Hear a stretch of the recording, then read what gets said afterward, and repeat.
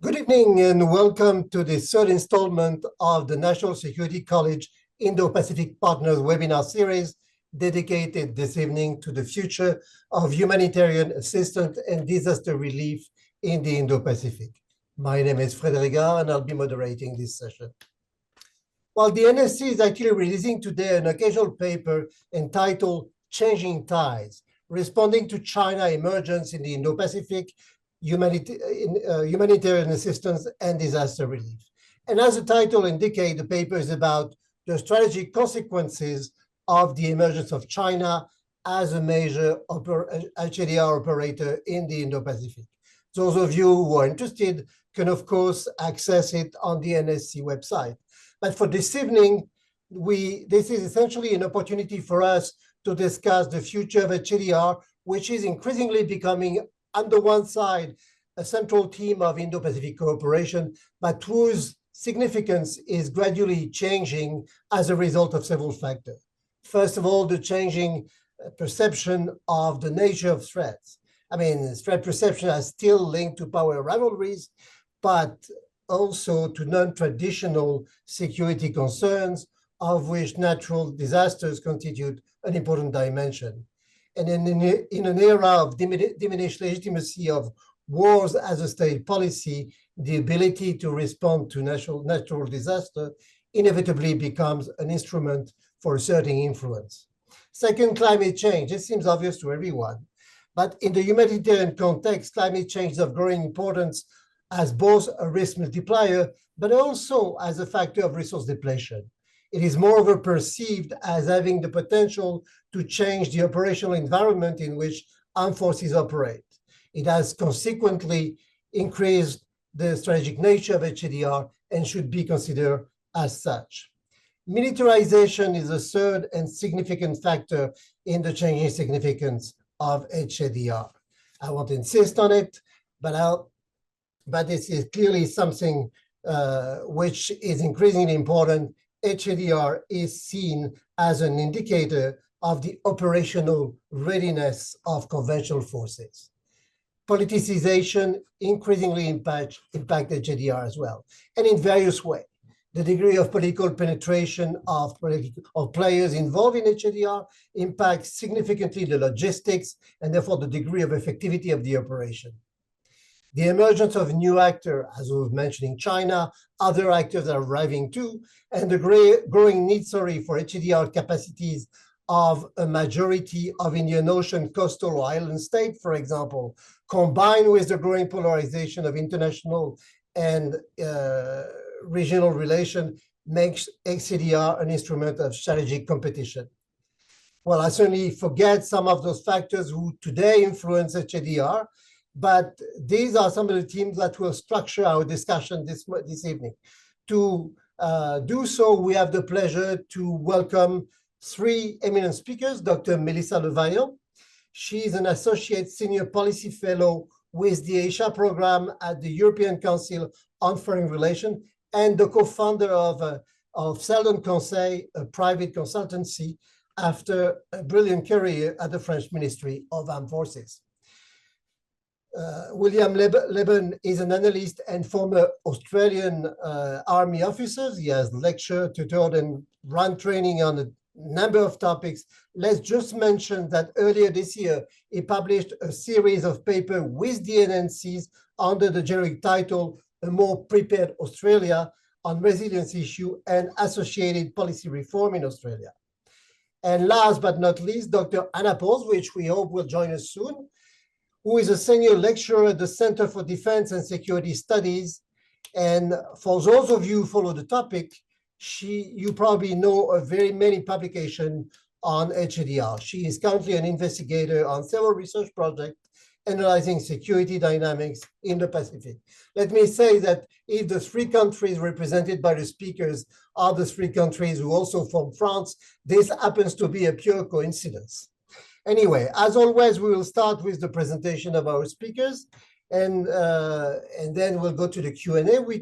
You can start writing your question and comments in the chat box at any time during the conferences, and we'll immediately go on with you, Melissa, as our first speakers.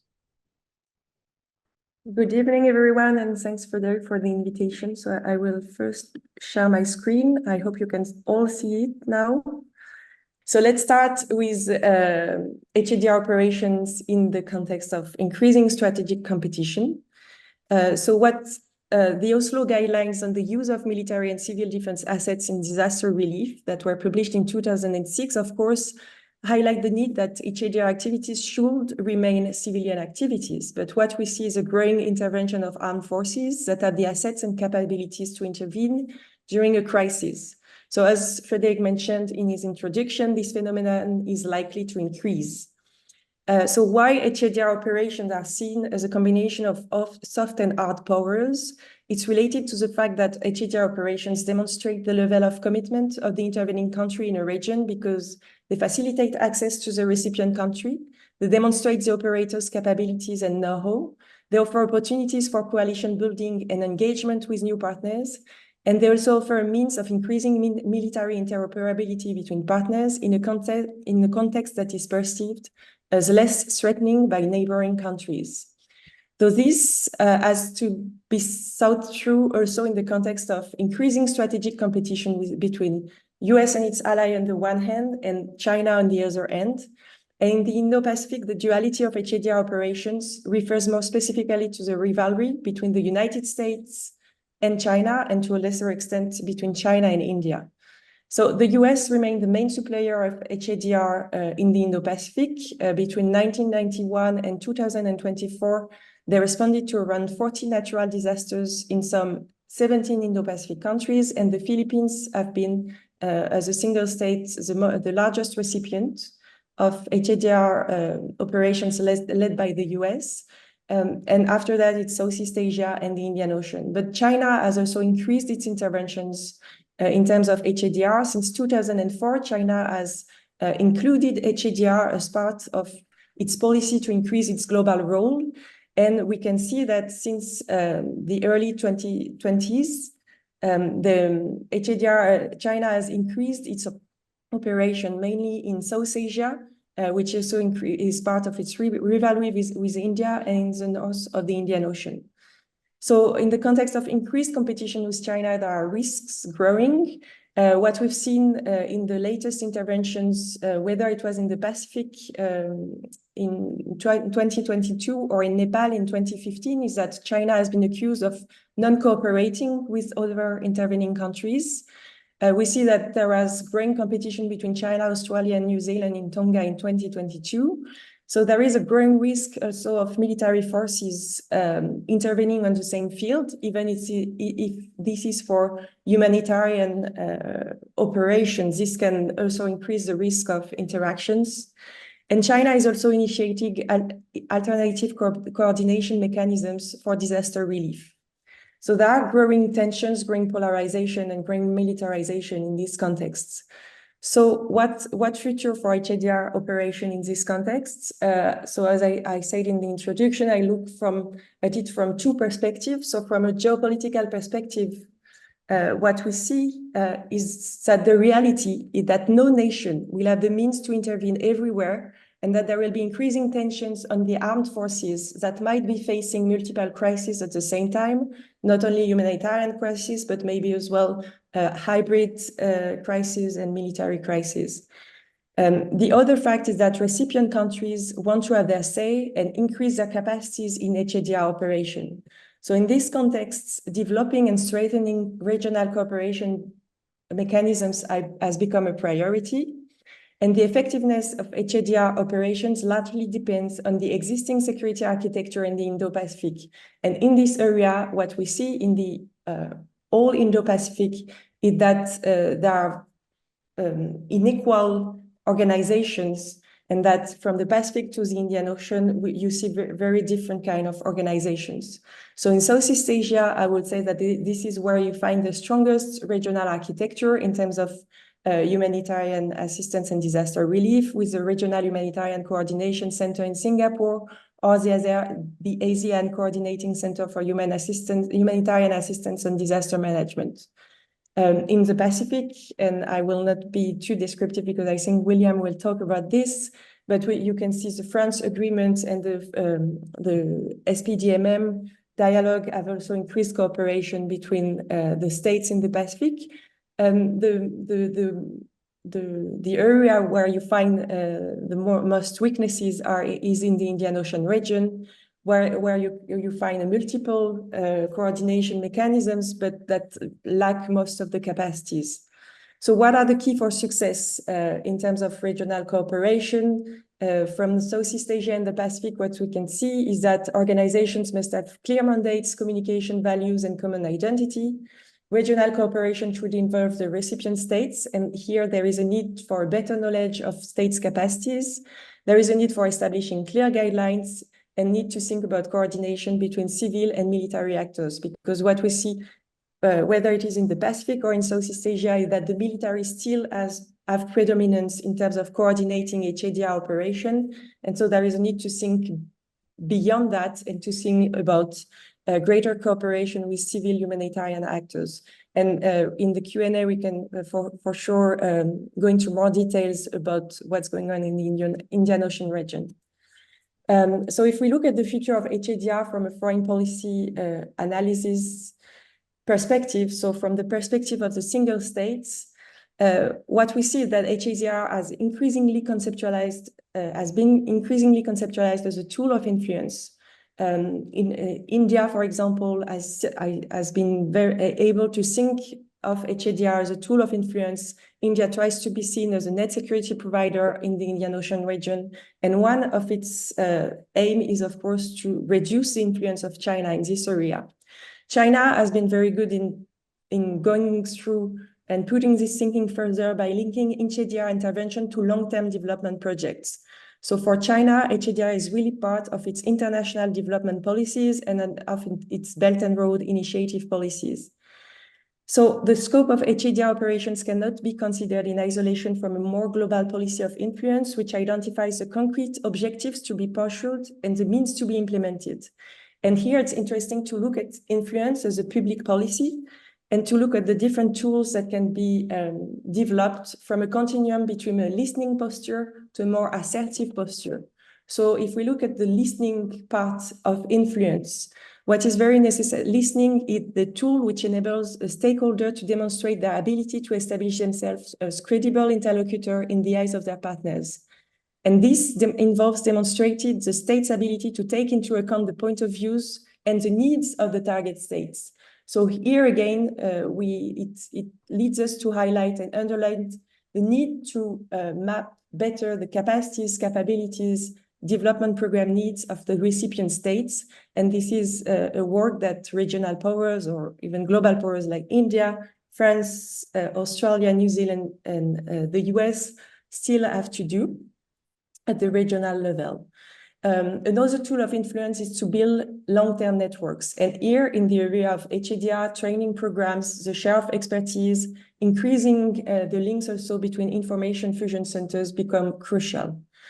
Another tool in the spectrum of influence is direct communication. This includes strategies for communicating and directly promoting the image of the states. These approaches can include some approaches like propaganda or lobbying and corruption, which is some kind of tools that we will put aside.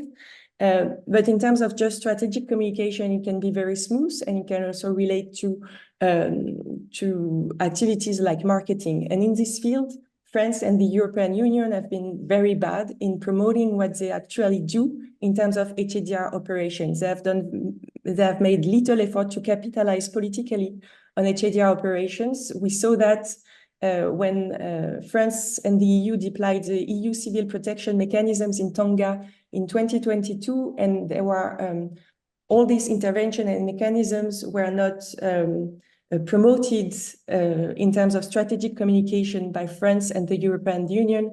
And I think that in this area, Australia and New Zealand have done much better work. So when we talk about influence, just a caveat, it's really not easy to define the benefits in terms of influence and the diplomatic benefits specifically that are generated by HADR operations. So this has to be kept in mind when you think through HADR in terms of influence, because recipient countries may sometimes perceive the risk of interventions. For example, in Indonesia, Indonesia in 2018 refused the deployment of Chinese military resources, but sometimes HADR is also deployed as a mean to keep diplomatic relations alive, like when China sent military hospital ships to the Philippines in 2013, while there were a lot of tensions between China and the Philippines at that time. So what I want to say is that it's very difficult to see to what extent HADR operations and even when it's seen as a tool of influence, actually have an impact on the diplomatic relations, but it's still very important to keep this in mind for HADR actors in order to increase their presence, in order to increase their reach in the Indo-Pacific. So I'll stop there and I'll be happy to answer to your questions. Thank you. Thank you very much, Melissa. Before we take any question, you can start actually writing them in the chat box. Let's turn now to Will. Will, the floor is yours. Thanks, Frédéric. Okay, it's great to be here.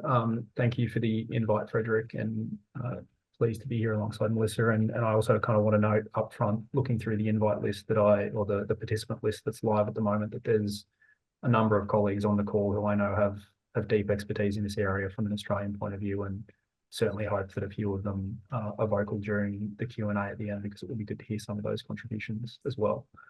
I'm really going to make 4 points in the brief time I have available, and they're as follows. The first is I'm just going to really underline the climate trajectory. The reason I'm going to do that is not because that point hasn't been made in some way, but because it's become such a background condition that outlining some of the specific contours and the implications of those details makes a difference at this point, and has become kind of an assumed baseline that I don't think is necessarily there.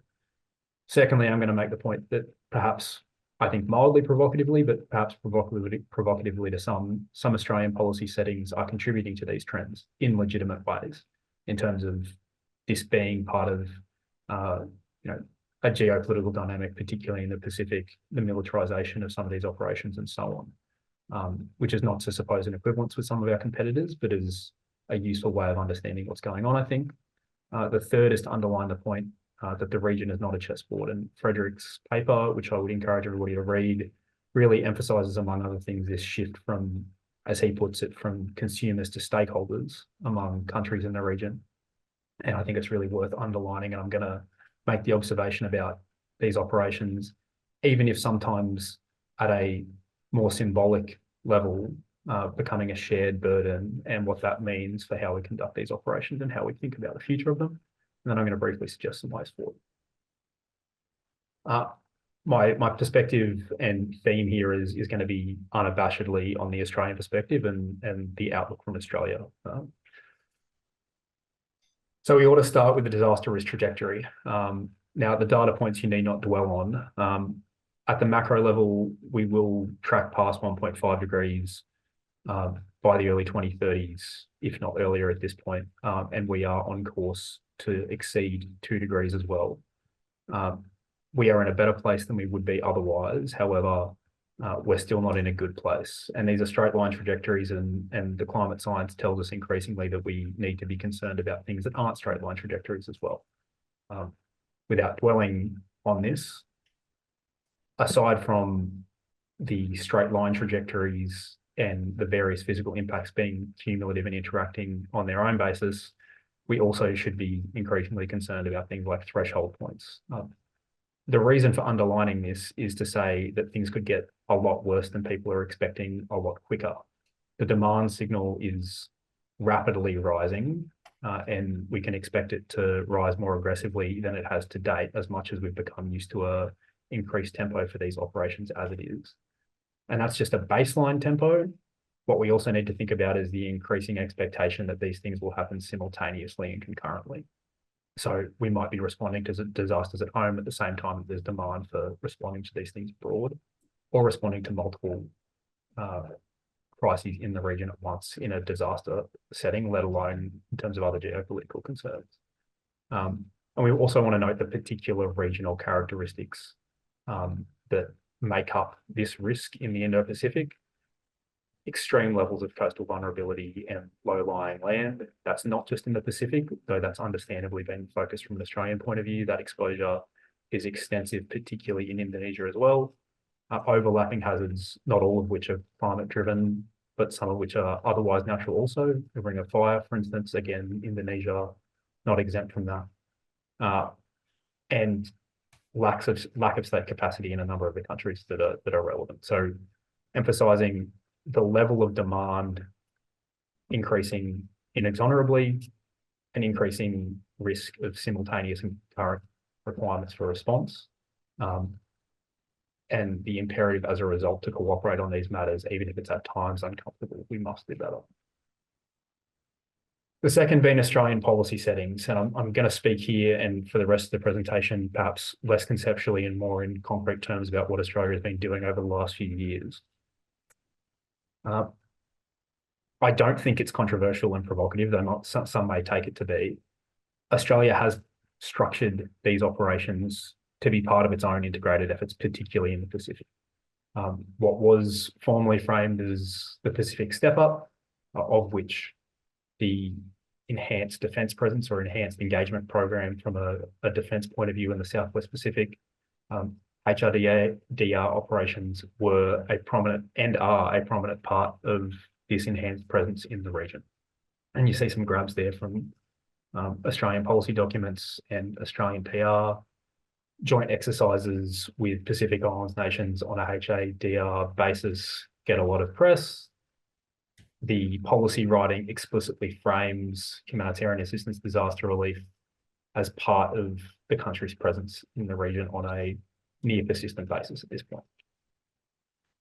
Moreover, it's not just in a this is good for us, good for them mutual benefit sense.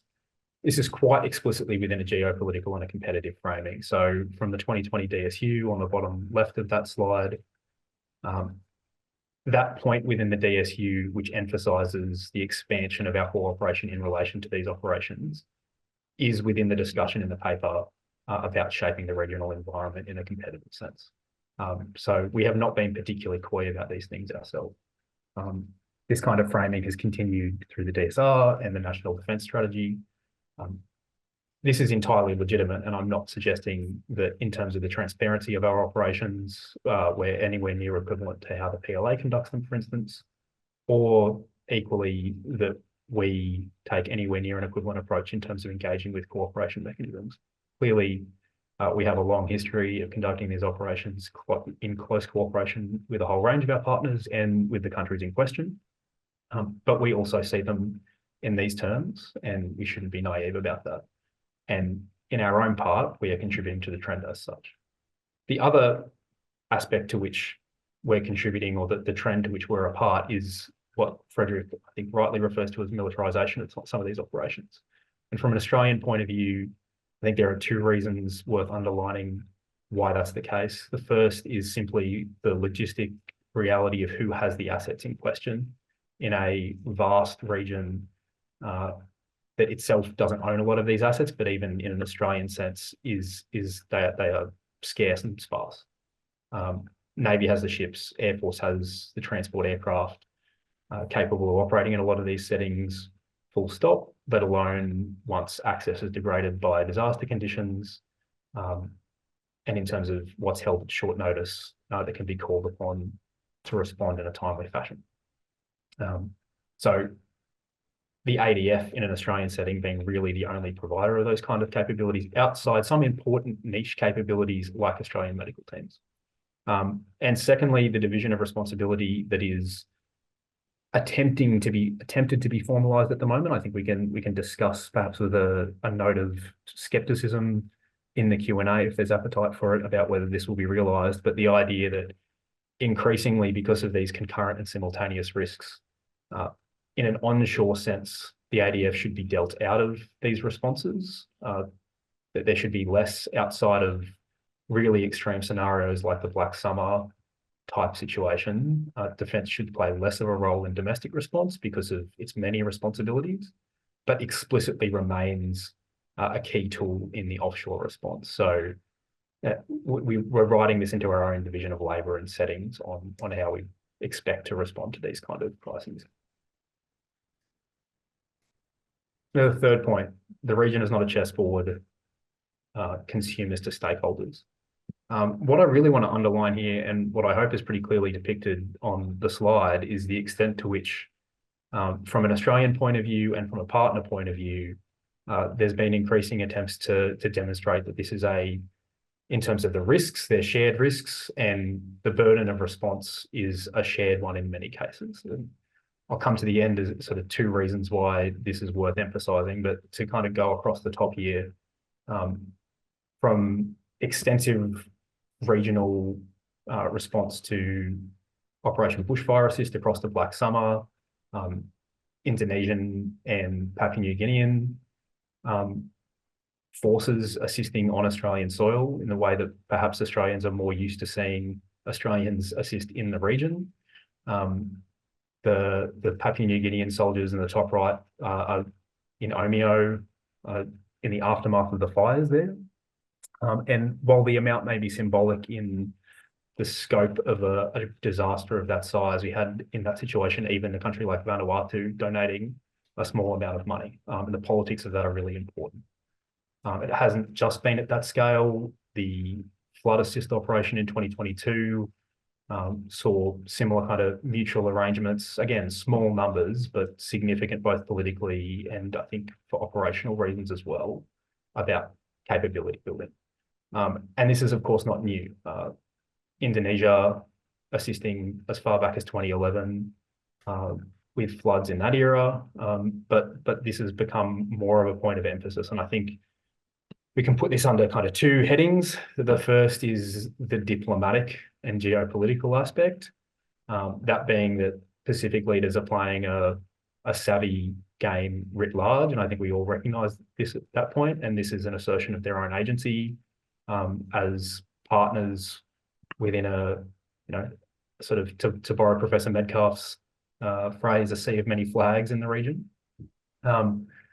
And it's in an Australian interest to respect that partnership and accept this assistance, even when it's of small scale, and not be dismissive of it. But it's also important in capability terms, in the sense that allowing and welcoming this kind of assistance is good from a capability building point of view on a mutual basis. And then finally, ways forward. So I think I pick up here on a couple of themes that are present in Frédéric's paper and that Melissa mentioned, and really phrase it as two questions. So how can we prioritise long-term and broad-based engagement and capacity building on these challenges, and really go beyond what is broadly being framed as a problem and challenge in geopolitical terms of elite capture and short-termism. And secondly, how can we leverage the breadth of our development cooperation, defence partnerships, international arrangements, and more, so we ensure that we deliver high-quality assistance, that assistance and those relationships are resilient and durable across coming decades, both as the stresses physically in terms of these response demands go up, but also as, no doubt, the geopolitical competition in the region persists. A couple of grabs here. The one I really want to highlight is what's in the bottom right in terms of the broad-based and historic ties that we have into these countries being a comparative advantage. And an agreement was signed in 2016 between the South Australian Country Fire Service, supported by a range of actors, and I note here particularly including the EU, and Kiribati, to build out Kiribati's firefighting and emergency response capability, which saw an exchange of personnel in both directions and capability building led by the South Australian Volunteer Fire Service, the CFS, in that country. And that's not something that could necessarily be replicated by a defence capability. It's not necessarily something that could be replicated by our competitors. And it's the kind of comparative advantage and broad base that potentially we would look to build upon, I would think. And goes to the critique that I've kind of noted above, which in this case is an example from Peter Layton, publishing with Lowy, but is one that's been made more broadly, that perhaps both of us playing the same game, that in terms of elite level engagement, high level policy agreement and so on being a limited tool, and perhaps an approach that we're destined to lose, at least in some circumstances, and that establishing both capability in real terms and relationships through that capability on a broader base is a more robust and durable basis for the future. And I think capability building across the board, rather than just our view of HADR out, is clearly a part of that long-term view. And again, this is not new or novel. The history of Australia doing this with countries both in the Pacific and notably with Indonesia is a long and positive one. Alongside my NSC work, I also have an affiliation at the moment as a senior analyst with the Development Intelligence Lab. And I think, to me, that brings to mind the extent to which we ought to be trying to leverage the different arms of our relationships into these countries alongside one another. Australia's role in disaster risk reduction throughout the region in terms of technical assistance, the parts of Australia's aid program, and parts of the non-aid part of Australia's development cooperation clearly has an affinity with where we're de-risking what can't be reduced, what capability we are preparing to respond when the risk is realised. It is a natural alignment between those things, and we ought to be viewing them as complementary tools within the Australian set of policy levers, not just among the allies. The easy response, I think, from a policymaker would be that we are already doing those things, and I think many of us would sound a note of scepticism. But we're in a place to do it. We have a breadth and depth of ties and a history in the region that can't easily be replicated, and I think there's reason for optimism. I think I'll stop there because I'm right on 15 minutes, and I see that Anna has joined, and hopefully we want to leave plenty of time for Q&A. Thanks. Thank you very much, Will, and thank you both for very broad and very interesting presentation. Anna, I'm glad you could finally join us, and welcome to this webinar. Sorry for not letting you additional time to prepare, but I mean, it is time now to take the floor and present your remarks. Thank you very much, and I apologize sincerely for having mixed up my days. I don't even have time zones to blame for this, because I'm in a small town in New Zealand called Masterton, about to go and give another talk on Pacific security. So I apologize. I am going to keep my remarks quite brief, but I'm very happy to respond to any questions at any stage, although I will have to slip away to go and do this other talk.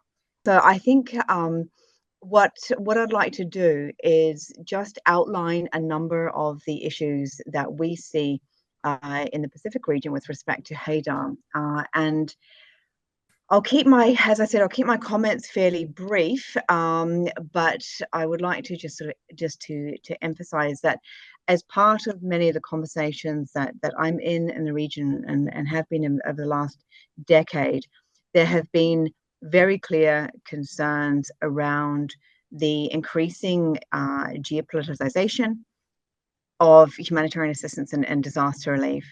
Now, around 10 years ago, conversations really started to increase at the Pacific Islands Forum and amongst those of us who are working in that space around the need to firstly better coordinate HADR responses in the region.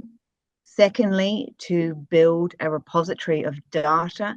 So within the Pacific Islands Forum Secretariat, within the preeminent political organization, in order to really capture data on HADR and HADR responses. And thirdly, the need to strengthen those existing mechanisms to ensure that Pacific countries are better represented within existing HADR mechanisms such as FRANZ and the Quad, the Pacific Quad, for instance, because for a long period, as we know, those were very much led by Australia, New Zealand, France, and the United States. And so a very clear sense of wanting to develop those Pacific capabilities and incorporate Pacific knowledge with respect to disaster response into those existing mechanisms and architecture. Coming forward by a decade pretty much since we first submitted that proposal to the Pacific Islands Forum Secretariat. There has been discussion over the last few years that the Pacific Islands Forum Secretariat would develop a HADR strategy, a HADR response, and really try to embed responses within the Pacific Islands Forum Secretariat, that regional coordinate as a regional coordinating role. Unfortunately, that hasn't progressed as fast as perhaps we would like it, because at the time, of course, right now the regional architecture is under review, and there are various different roadmaps, such as the 2050 strategy for the Blue Pacific as the primary roadmap, but also the action plan from the Boy Declaration, which recognized that humanitarian assistance and environmental security was one of 4 major concerns for the Pacific Islands region. And what we've increasingly seen over this period is, as I said before, the heightened geopoliticization of HADR responses. And probably if we go back to 2014 and Cyclone Winston in Fiji, and the way in which that was an opportunity for Australia and New Zealand, particularly through a disaster diplomacy, to really re-engage with Fiji at a critical time in Fiji's history and in the region's history. And that was, of course, 2014 with the free and fair elections and the restoration of relations between Canberra and Wellington with Suva. And then, of course, now we see multiple new actors engaged in HADR, which is crowding out the space. And there are significant concerns around absorptive capacity, around the impact that's having on locally driven responses, locally owned responses to disasters.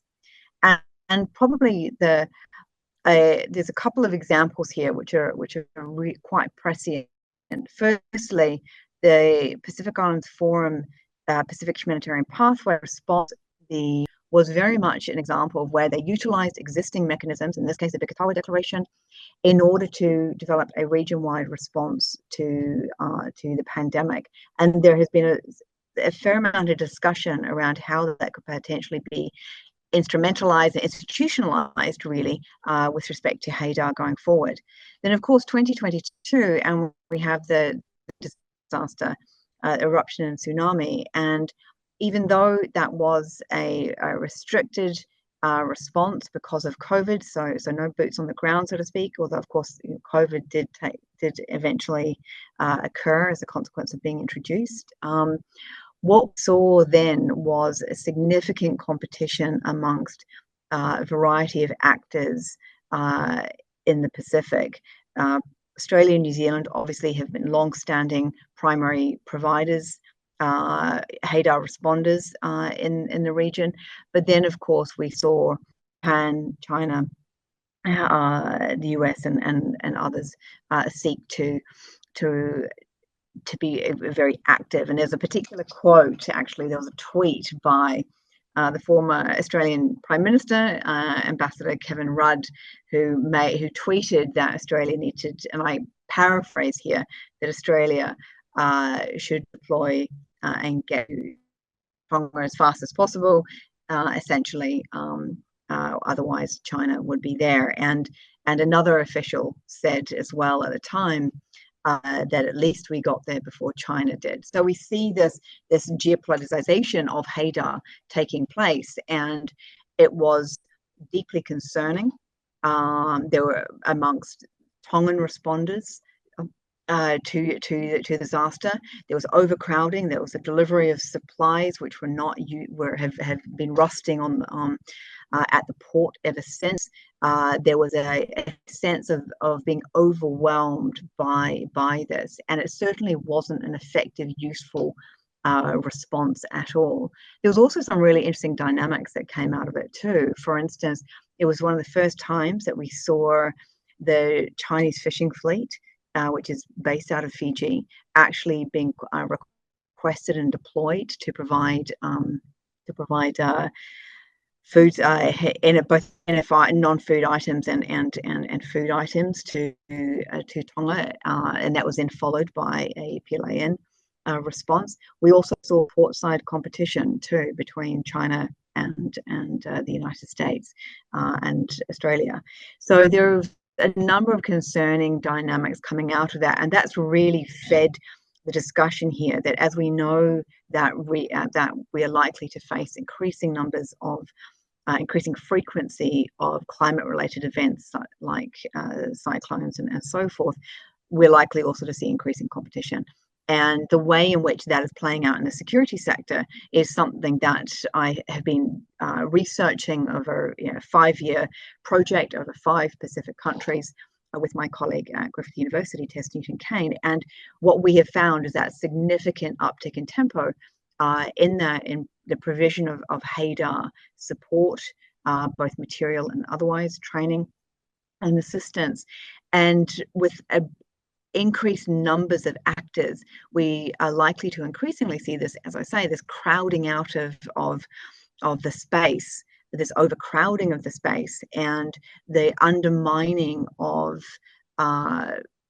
Pacific agencies, which are very much finding themselves at the epicenter of strategic competition as external actors are seeking to get involved. So I would and this is something which comes through very strongly from the dialogues that we host in the Pacific with University of South Pacific and others, as a very clear message that there is existing architecture in the Pacific that can be strengthened, that it's not necessarily about introducing new architecture, but it's ensuring that Pacific countries are actually leading the responses, and that partners such as Australia, New Zealand, and others are supporting that, because undermining the architecture responsible for responding to HADR, responding to other events as well, including security events, is undermining of regionalism in itself. And it's absolutely fundamental that whilst there has been this policy dash for the Pacific, we don't lose sight of the fact that Pacific countries are in charge of these responses. Their national disaster officers are in charge of these responses, and that overcrowding and absorptive issues will only serve to undermine both Pacific agency, but also the interests of external partners as well, ultimately. So there's a number of really significant and concerning warning signs in the future. We have seen, for instance, increased efforts to establish by China an alternative regional HADR architecture in the Pacific, and we've seen that through the establishment of a HADR center in China, plus calls to forward position capabilities, most likely in the region, obviously, to enable China to become an active responder to HADR type events. And of course, here we have significant coordination concerns between China and Pacific countries, host countries, and partners such as Australia and New Zealand. We also know that efforts to engage China in better coordinating and cooperating with partners in this space have been rebuffed, and that's certainly probably unlikely to change realistically. But Pacific countries are consistently calling for there to be greater coordination and cooperation between those so-called traditional partners and China, and we need to be very mindful of that. We also need to have a really clear idea about what's happening at the sub-regional level as well. Only recently, the Melanesian Spearhead Group and Islands, and this is actually when Australia, as part of its first visit after being voted in as Prime Minister through that post-election process, and he clearly indicated that the types of responses that Solomon Islands and certainly more broadly within Melanesia wish to see is a 3-tiered response, and that's where which is very much both nationally and regionally led to security issues. And I imagine that we are likely to increasingly see that in response to HADR issues as well. There are obvious capability issues which New Zealand and Australia bring, and there's no doubt that through our research that those are very strongly supported and welcomed, because there are obvious capabilities which New Zealand and Australia contribute to this. But again, there is a growing concern that HADR is becoming increasingly geopoliticized, that it is a vector for geopolitics, and that Pacific countries' strategic autonomy within this space of HADR is increasingly being squeezed as a consequence. I'm going to leave my comments there because it's about 10 to 7 in here in New Zealand, but I look forward to any questions. Thank you. Thank you very much, Anna. I mean, we have seen a number of common points emerging, although with a different emphasis in this representation. One is, of course, the emergence of new actors and well, I'm not sure, differing perception what it means for the region. I'll come back to that in a second. The other one is, of course, the expectation of the recipient countries for being even more than before actors of HADR, not only for themselves, they already are actors for themselves, but also for others. And I think Will mentioned Vanuatu, for example, contributing further for HADR operation outside its own archipelago. And of course, the tension between those political expectations, if I may call it that way, and capacities and the way to address it. And now you're going to leave soon. You told us when you started, and I'd like to start with you. You mentioned in one of your last point the attempt by China trying to establish an alternative, how should I call it, HADR system or environment. And you also insisted on the need to find a way to cooperate between China and the traditional partners. I mean, how do you think this should take place? How could it be organized? What is the way to go about that? I mean, you don't have to have a full-fledged answer because I'm not sure anybody has, but I mean, which way do you think about this? Look, I think it's really challenging. And I think the fact is that, as I mentioned, China, as part of establishing what I refer to as and others refer to as an alternative security architecture, HADR is within that space as well. Now, early on, when Wang Yi visited in 2022, visited the Pacific, and he proposed a common development vision, which was then rebuffed, and then a subsequent position paper came forward, and numerous bilateral agreements were signed. Part of that was to establish a China-Pacific HADR coordination mechanism that hasn't really eventuated to the same degree that people suspected that it might do at the time. But I would argue that we probably will see more engagement in this, not least because of China having increased its maritime presence through, in May, China registered 26 Coast Guard vessels with the Western Pacific Fisheries Commission, which would then start, obviously gradually, would be operating in the Pacific from June onwards, 30th of June onwards this year.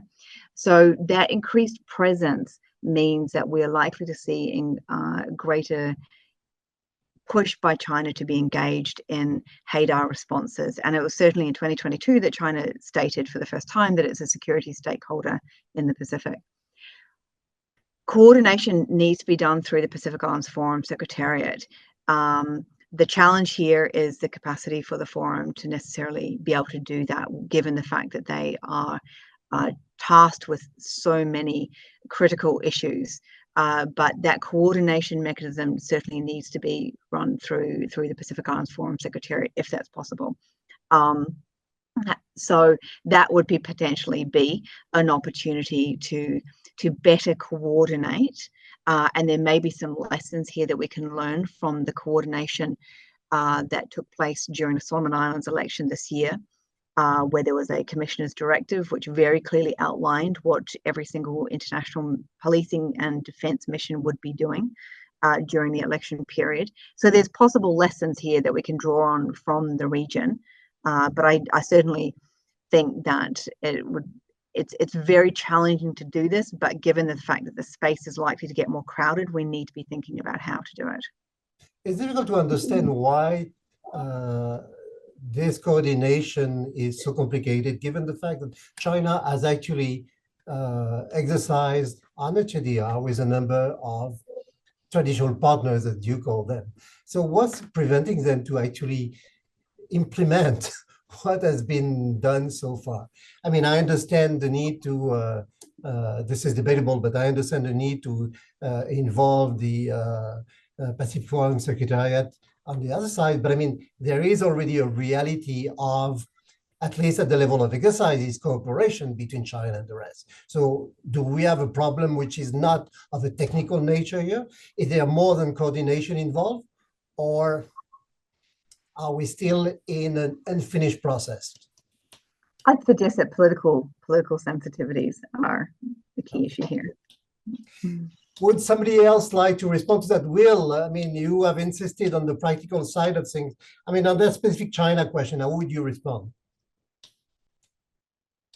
I mean, I don't think it's revelatory to kind of just mirror Hannah's response, which is, you know, the geopolitics are currently ascendant. And I mean, perhaps there are pathways out of that over the medium term, and we will see an environment in which cooperation becomes more practical again. But that politics reigns supreme at the moment, right? And that ranges, I suppose, from what at one end we would kind of usually consider matters of high politics, I suppose, in terms of crisis risk reduction, escalation control, stability mechanisms throughout the region, and not just the Southwest Pacific, but into Southeast Asia and East Asia. But for better or worse, we've seen that flow right through the less acute competitive space in the Southwest Pacific from an Australian point of view, and trust at the moment is extremely low. There's little faith that that actions from the PRC and PLA side are in good faith and are in the interests of our partners in the Southwest Pacific. Now, we can doubt whether some of that is overblown, or you can criticize some of the Australian narrative, and that's legitimate. But I think we can also point to examples as your paper does, and as Melissa has spoken to an extent as well, where the record of kind of cooperation and conduct in some of these disaster responses has indicated that perhaps that best interest hasn't always been at heart.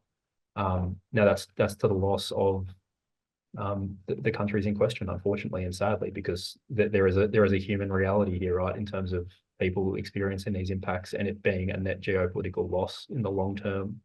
I think from everybody's point of view, but including an Australian point of view. But ultimately, the prevailing environment is incredibly low trust, and we can't magic that trust out of technocratic cooperation mechanisms. I wish I had an easy answer. Melissa, what would be the French perspective or our French perspective on the issue? On the issue of how to cooperate with China in HADR? If there is a possibility, or do you see that as unfeasible or complicated, or is there a way to go about it, or things that could be explored?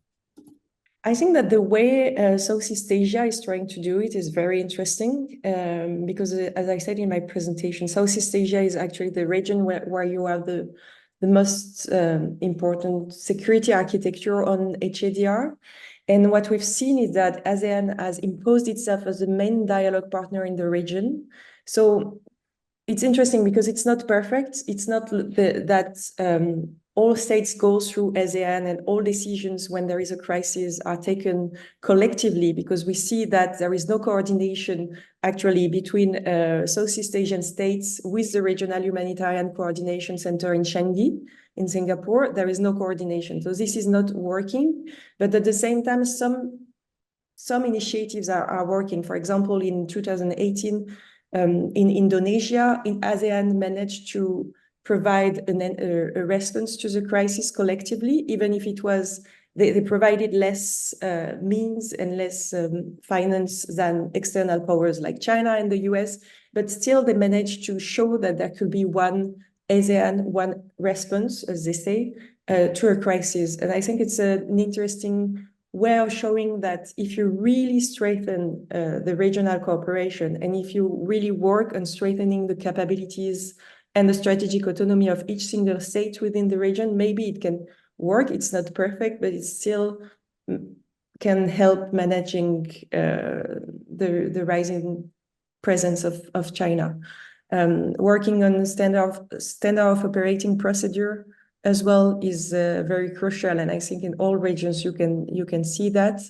But when it comes to the Indian Ocean region, then we can be much more pessimistic, because there are no regional structures that are very strong to do this kind of initiative that you see in Southeast Asia.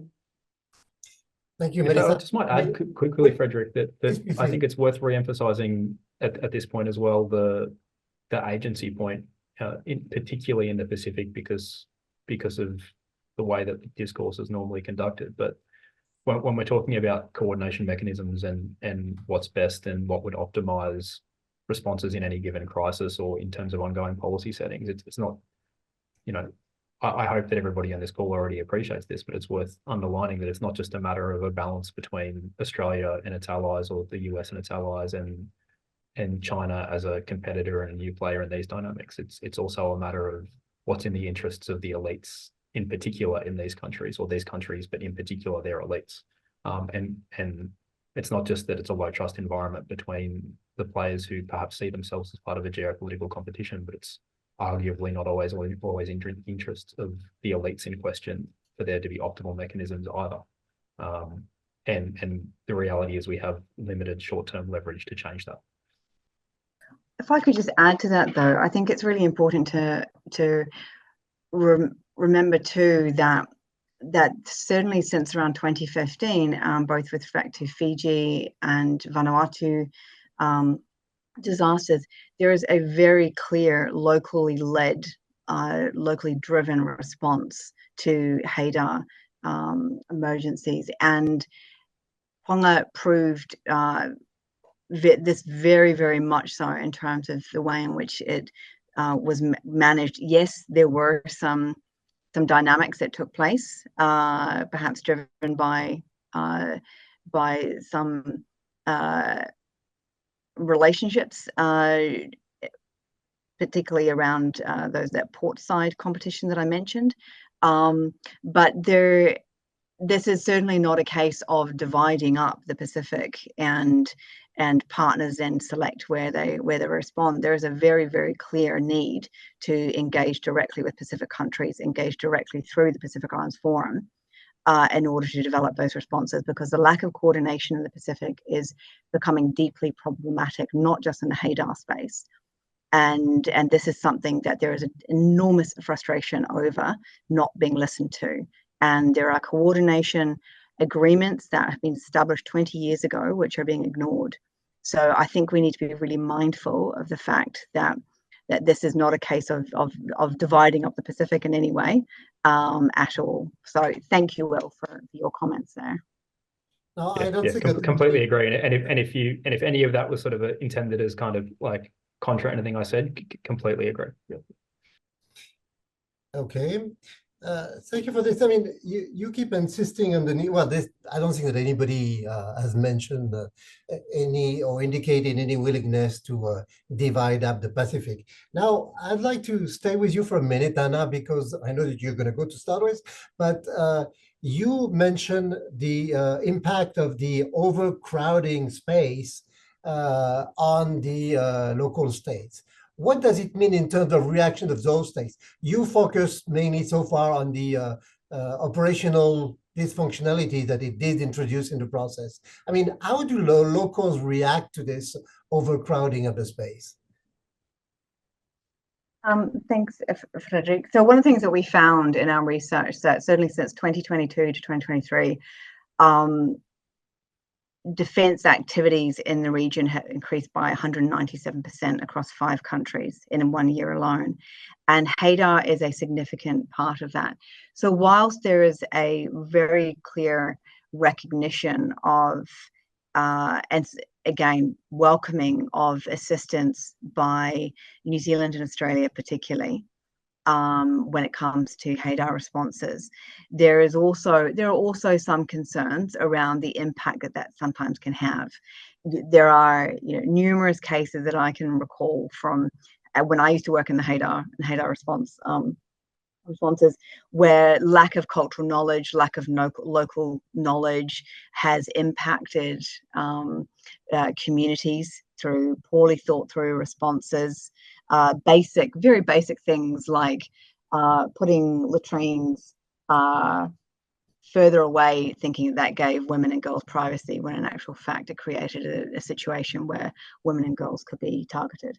And because we know that gender and sexual based violence and domestic violence increases significantly in the aftermath of disasters, and then there's a need for cultural knowledge. There's a need to tap into civil society networks to better understand, particularly in longer term responses.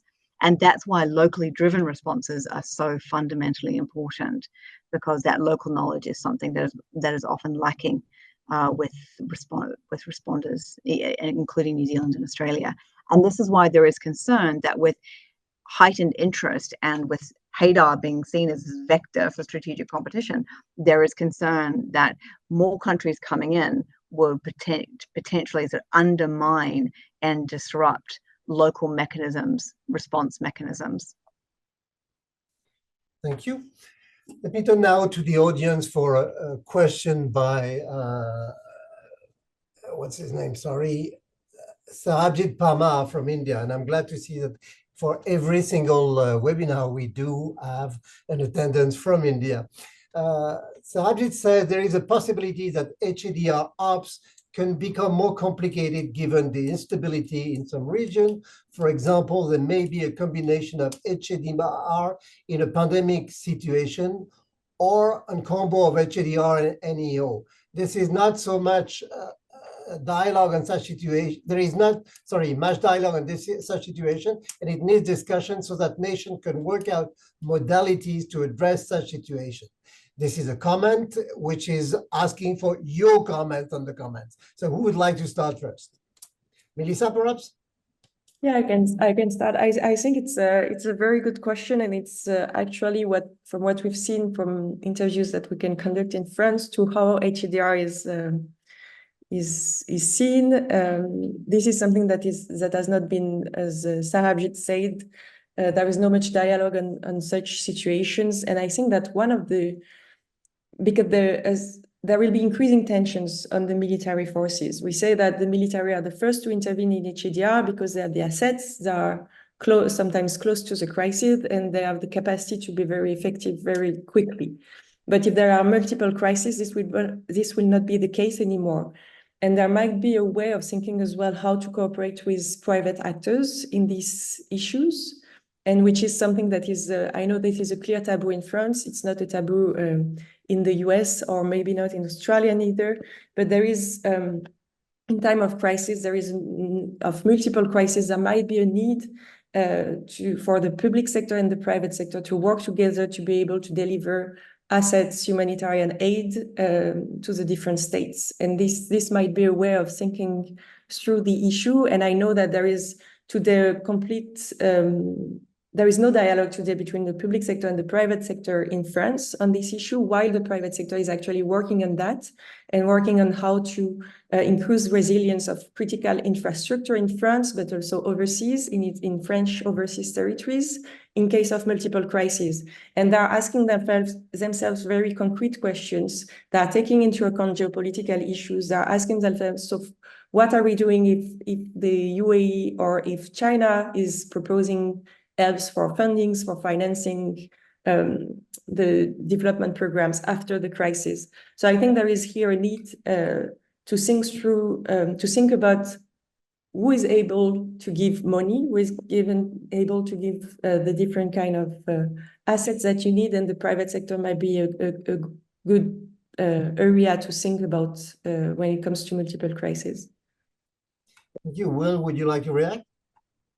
No, I suppose just with the reflection that there are certain circumstances clearly where it would be, I hesitate to use the word naive, but but for want of a better one, where it would be perhaps hopeful to suppose that we might expect there to be cooperation and substantial preparation prior to the fact for cooperation in some circumstances. You know, the example is, well, the concept is put forward of these operations occurring alongside evacuation. I mean, these circumstances, you know, presupposes a level of violence or state fragility in such a case that means that the level of geopolitical concern is going to be acute. Mine goes to what happened most recently, perhaps in the Solomon Islands, in Honiara. And if we were talking about a HADR activity alongside violence on the streets of one of these countries, where necessarily there's a security response in some form from the government in question, perhaps with Australian or allied assistance. The idea that the Australian government would be likely to contemplate cooperation in a uniform to uniform sense with the PLA, again, at the moment, supposes a level of good faith that's simply not present. But I think it goes beyond that in terms of there are sensitivities throughout the region in fragile contexts that are really difficult even on a bilateral basis for Australia, but also other partners to navigate. Mine goes to these operations were they to be required in Bougainville, despite how close the relationship is with Moresby, the political sensitivities are acute.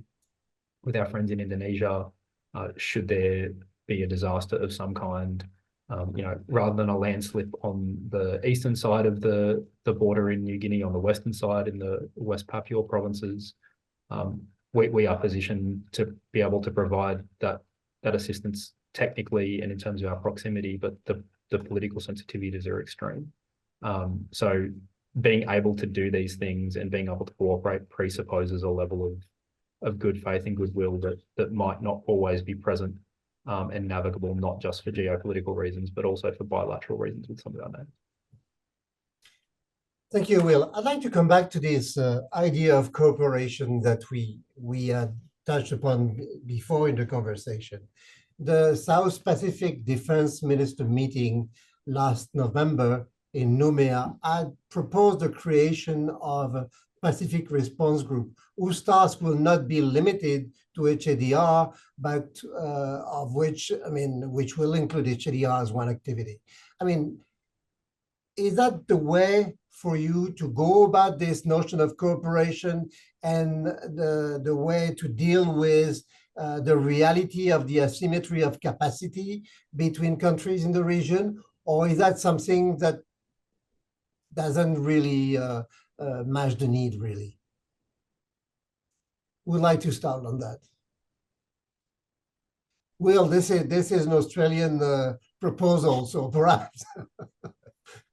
So I mean, I think in short, again, the politics reign supreme, right? But in a not necessarily in a negative way, that can also be in a positive way, right? And there's an acute awareness among Australian diplomats and the current Australian government clearly that regional coordination mechanisms in a political sense need to be given supremacy. And I mean, that's across both our northwest and our northeast, right? With the fidelity with which ASEAN centrality is being deferred to. Similarly, the emphasis that the whole breadth of senior Australian officials and ministers have placed on the Pacific Islands Forum and regional agency is a reflection of that understanding, and that there's no appetite for countries for us to break out of those mechanisms and, for instance, operate on a bilateral basis, much as we have country-to-country programs, and our own architecture can be somewhat Byzantine. So I think we have little choice but to attempt to work through the regional mechanisms. That's clearly the stated desire of the leaders in the region in an acute crisis response sense, but it's also the posture that these countries have made a very considered choice to adopt in longer standing diplomatic terms and in terms of how they see their own security, the Blue Continent, Boa Declaration and so on. Melissa? On the Pacific Response Group? Yes. I think that's one of at least from the French side, the proposal was well received. It's seen as a good way of promoting cooperation. The main question will be how to involve Pacific countries that are not part of the SPDMM and how to contribute to their own capacity building. So that's the main question mark. And this relates to how then you ensure better coordination between the SPDMM and the Pacific Island Forum. And do you put this Pacific Response Group, like, wouldn't it be more interesting to create more coordination within the Pacific Island Forum? But still, the Pacific Response Group will involve the Pacific states like Fiji, which actually have some capacities. So I think it was, at least from the French point of view, it was a well-received proposal for more coordination and cooperation in HADR. I'd like to take a question from the audience now. I mean, from Bill Richardson, who says, if we look at the Pacific nation, collective worth as an alternative to current value, no one could afford to own, coerce, colonialize. And I think he's referring, but maybe I'm wrong, but to the militarization of HADR in a number of cases. Then he goes on alternative interim funding in the order of a generation with side-by-side government participation could potentially bypass some of these somewhat short-term issues. Obviously, the downside risk is similarly enormous, but maybe worth some thoughts. What are your own thoughts on this question? Well, who would like to start? Look, I don't have a neat response to that. I'm kind of not sure about the nub of the question, to be honest, but I think I would just mirror the, I think that is an accurate read, Black, and reflection of how Pacific Island leaders are trying to navigate that situation. Right?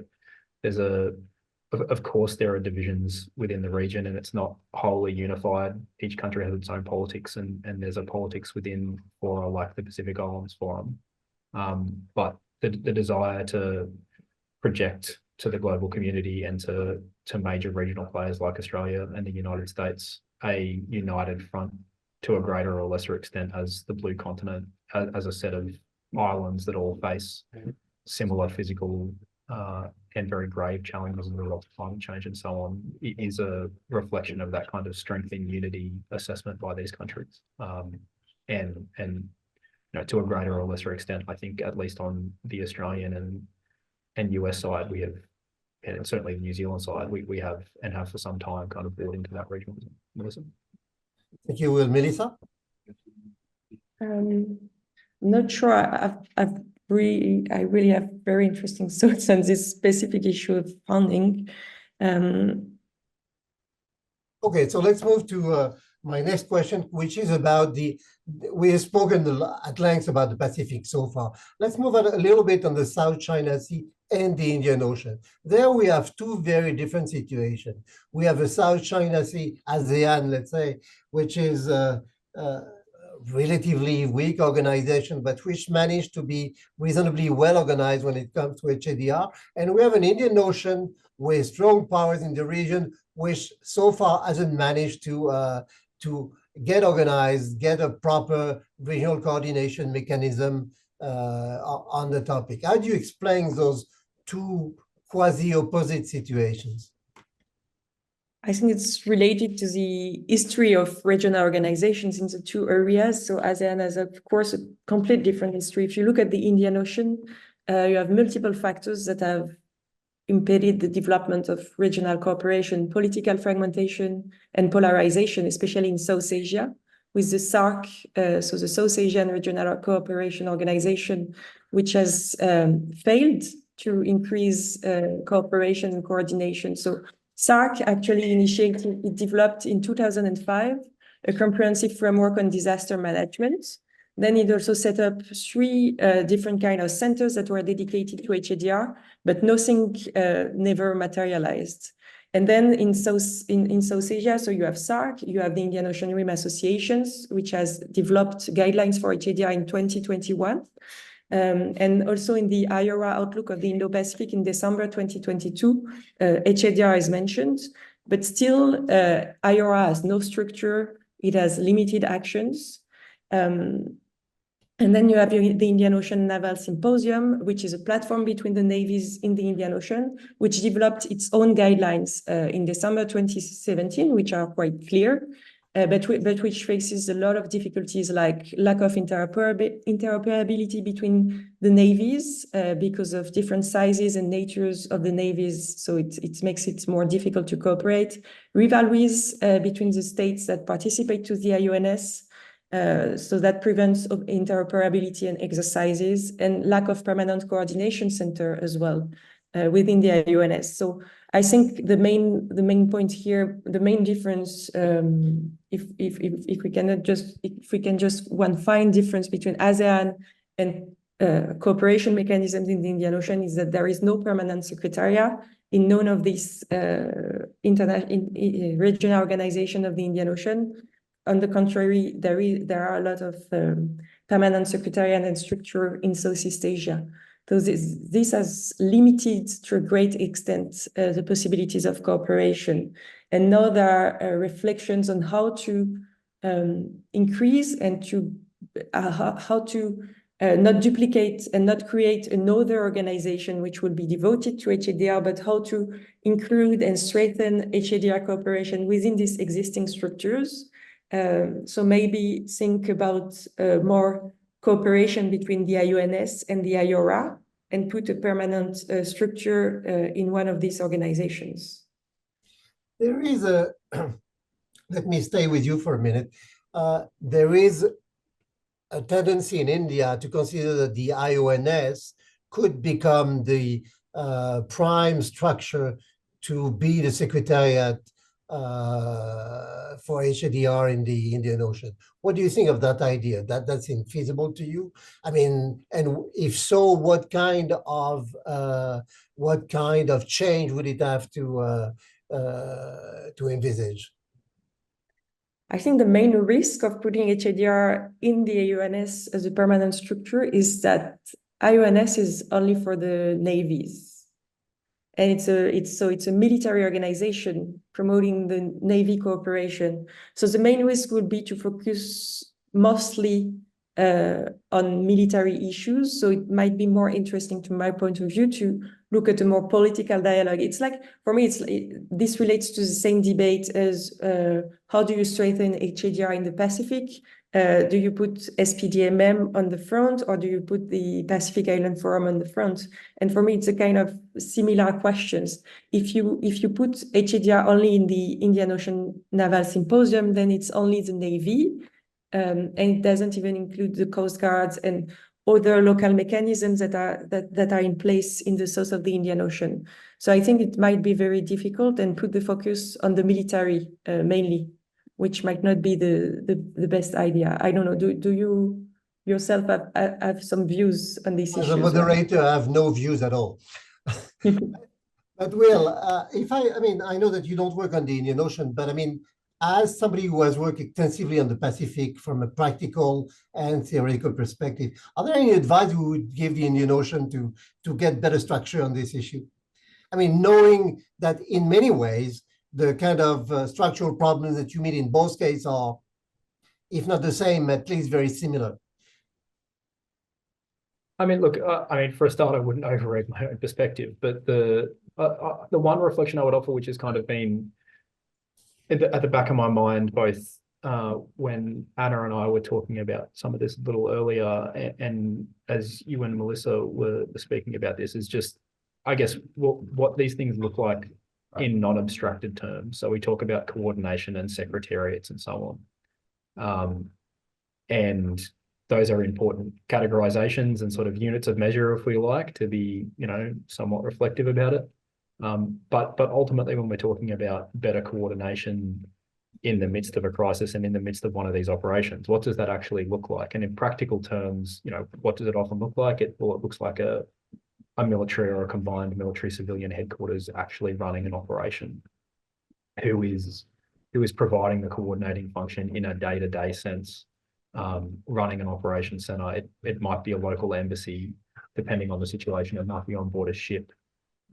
It might be completely remote or hybrid in the current environment with some soldiers and some civilian responders on the ground in cooperation with local partners. it may well just be host government mechanisms in which assistance is embedded and to which it's attached. Which kind of brings us back to the question or the point raised by Melissa that, you know, something like IORA, it doesn't, the humans and the horsepower do not exist in something like that to do the coordination in a operational sense beyond the level of a priori policy agreement and in principle agreement, right? So I would just bring us down to the level of the concrete and the operational and what coordination is actually possible, who will do the coordinating and what does that look like? Because that's the practical nub of the question. I think there are clear reasons in my mind, very much as a non-specialist, that there are different challenges of geography and relative weight between states in the Indian Ocean that mean that that's not going to look like what it does in the Pacific. And I find that unsurprising, but I would be well beyond my remit. Thank you, Will, and thank you, Melissa. I mean, time is running fast, and I'd like to see if there are new questions. I mean, I just remind the audience that you can still type your question in the chat box. Let me go through it. I mean, how does the geopolitical rivalry between major power impact the HADR in the IP? But that's not been answered so far. HADR is coming under the theory of cooperative maritime diplomacy. So how do you see the importance of HADR as a tool of maritime diplomacy? I mean, we have more or less touched upon the question, but not completely. Does one of you or both of you answer that? Melissa, perhaps? Yeah, I think it's central in, yeah, we mentioned this a bit already, but HADR has become central in terms of maritime diplomacy. It is the topic on which states can start working together, on which states can improve their interoperability, on which states can increase dialogue. So to give you an example, which is not in the Indo-Pacific, but in the Gulf of Guinea, HADR was actually the main focus that helped to start a dialogue between the European Union, the countries of the Gulf of Guinea and India last year. So it's a topic that is seen as non-aggressive, that is seen as a peaceful topic that can really concretely helps develop dialogues in terms of maritime diplomacy. So it's a central part of maritime diplomacy, according to me. And yet the whole conversation today has been about saying quite the opposite in many ways, insisting on the political polarization and so on. So yeah, there is this aspect, but this is becoming increasingly difficult. Will, would you like to react? Well, I've got nothing further to add other than that, at the risk of sounding academic and arcane, but I think it's, at the heart of your last comment there, something, insisting that something's non-political and non-competitive, is perhaps an indicator that it's anything but. It's highly competitive, highly political, yes. Oh, actually, it's because it's part of maritime diplomacy that it has become highly competitive as well. The two are the two can go together. Well, thank you very much, Will. Thank you very much, Melissa. It's now time to bring this session to a close. Perhaps not without reminding that after all, HADR can have deep strategic consequences. If you remember that the 2004 HADR operation was not the beginning, but led to the Quad a few years later. I would not exaggerate the importance of both, but I mean, this is also a reminder. It's not just all about power competition. This is also about power cooperation, sometimes used in different time on power competition. But thank you, both of you. Thank you, then Anna, who has left us earlier. I would like also to thank the communication team of the NSC. I'd like to thank Tim Wilford. I'd like to thank Brooke Mayfield. I'd like to thank Tanush Parak. I'd like to thank also Justin Burke, who has done a remarkable job on the paper, who created a pretext for this session. And to you all, thank you for your presence and question, and have a very good evening. Thank you, and see you next time for our next Indo-Pacific Partner webinar.